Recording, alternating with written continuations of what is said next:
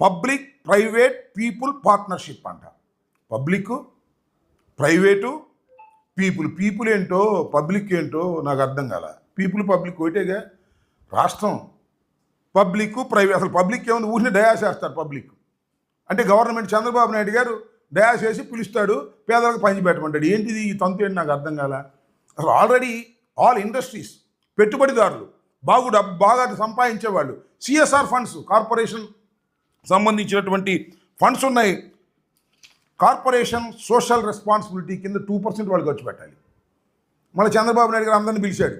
కాంట్రాక్టర్లు, పెద్ద వాళ్ళు, డబ్బులు ఉండేవాళ్ళు. మరి ముఖ్యమంత్రితో అవసరం కదా పాపం, పిలిస్తే రాకపోతే ఎట్టాక. మీరు చూశారుగా, బంగారు కుటుంబాన్ని పిలిచిన వాళ్ళేమో వెళ్ళిపోయారు పాపం.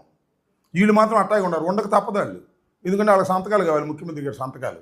కాంట్రాక్టర్లు, పెద్ద ఇండస్ట్రియలిస్టులు ముఖ్యమంత్రి గారితో, ప్రభుత్వంతో పనులు ఉంటాయి కాబట్టి. ఈ బంగారు కుటుంబం వాళ్ళు మాత్రం, ఈ బంగారు కుటుంబం లేదు, బూడిద లేదు, ఈ సొల్లు మేము వినలేక చేస్తున్నామని వెళ్ళిపోయారు. ఏం చెబుతాయండి సొల్లు దాని మీద ముఖ్యమంత్రి గారు? నీతి నిజాయితీకి మారిపోయారు. ఎవరు నమ్ముతాడండి నీతి నిజాయితీకి మారిపోయారు? నేను ఇంతవరకు తప్పు చేయలేక తప్పు చేయను. తప్పు చేయలే, పుట్టిన దగ్గర నుంచి తప్పులు తప్ప ఏమైనా ఉన్నాయా? చంద్రబాబు నాయుడు ఇంకో మాట అన్నాడు, నేను ఎన్టీ రామారావు గారి దగ్గర పనిచేశా, క్రమశిక్షణగా పనిచేశా. నువ్వెక్కడ ఎన్టీ రామారావు దగ్గర పనిచేసావు స్వామి? ఆయన పనే చేసేసావు నువ్వు. ఎన్టీ రామారావు గారి దగ్గర ఏం పనిచేసావు నువ్వు? నాకు అర్థం కాలే. నువ్వు ఇందిరాగాంధీ దగ్గర పనిచేసావు, మొట్టమొదట ఎమ్మెల్యేగా పనిచేసావు, మంత్రిగా పనిచేసావు.